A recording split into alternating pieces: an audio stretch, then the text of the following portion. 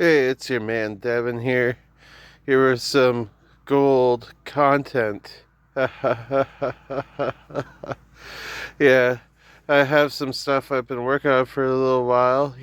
I'm always high. Yeah, this meme personifies me. It helps with a lot of stuff I deal with physically.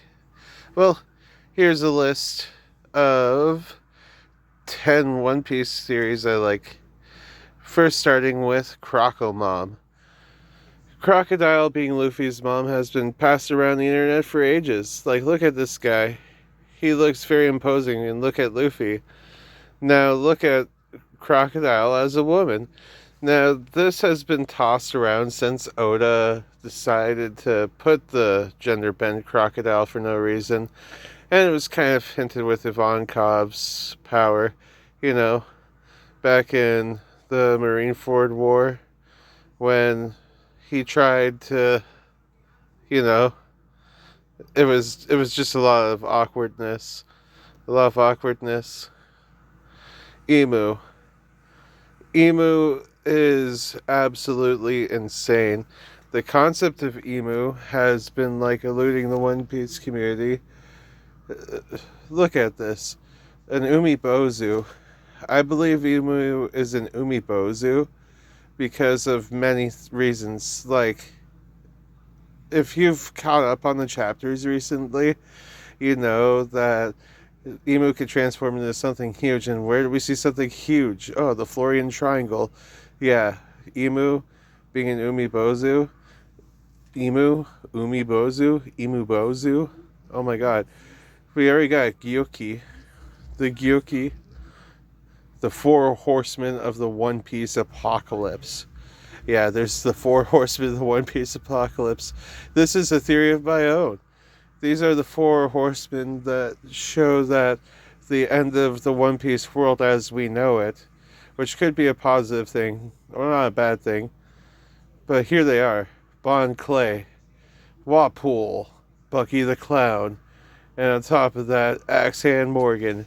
We haven't seen Axehand Morgan in a long time, but that guy's gonna come back at some point.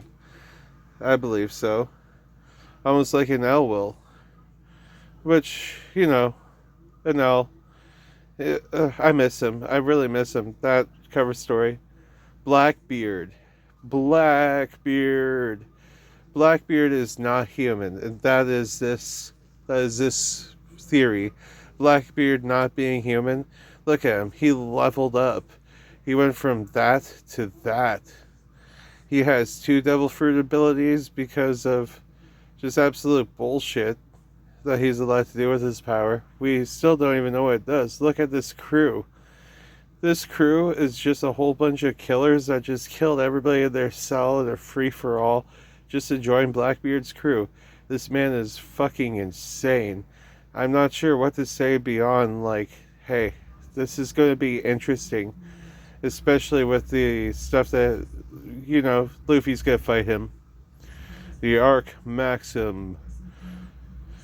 The Arc Maxim is something from Skypiea that this guy, freaking Enel, yeah, this guy, I love him. He's basically Eminem in the One Piece universe, but the Arc Maxim, look at that. Maybe we have seen Emu's face before on the Arc Maxim, and this has been tossed around the One Piece community for a little bit. The Arc Maxim being Emu's face, imagine that. Mind blowing. Shanks is not a traitor.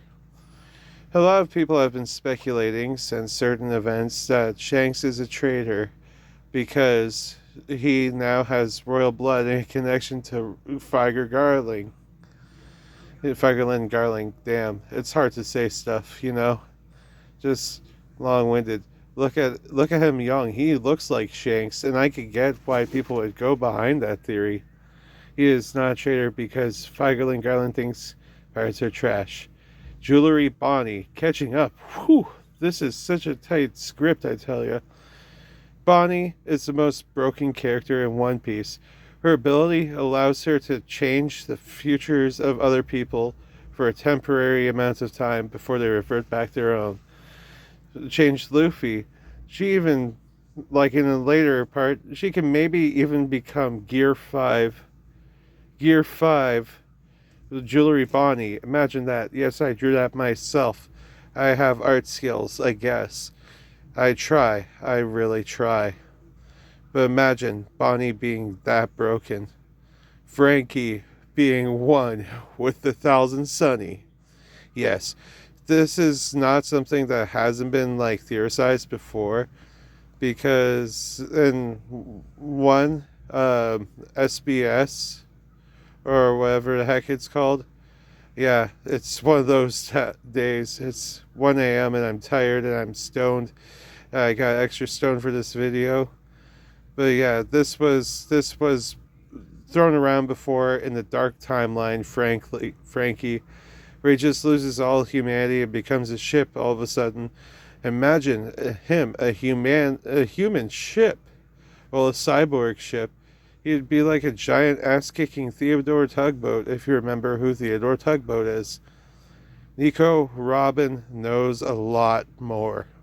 Yes, she knows a lot more than she's letting on to.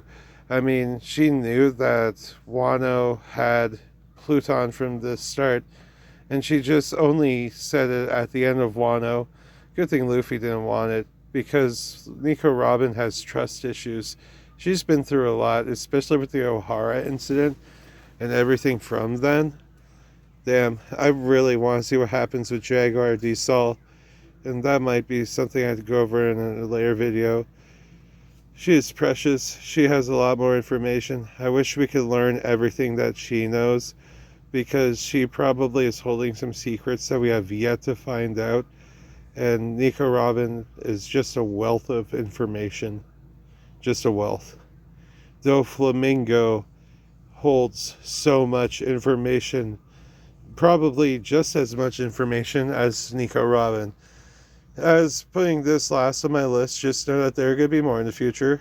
Doflamingo just needed to be on this list, because I think that he knows of Emu's existence. I think he knows of so much more than he's letting on. And Luffy just pummeled him. He didn't even get any information out of him. The only people who saw him was Law. And during the birdcage, it was just Law and Luffy versus Doflamingo. Nobody heard anything he said other than his henchmen. And, you know, he probably knows about that giant straw hat that Emu sees. He probably knows about the Gorosei's power. But someone else who knows everything now somehow? Suru. Yes. Fucking Suru. Vice Admiral Suru somehow will be the key too, in some ways. I think Suru's importance is very much underlooked.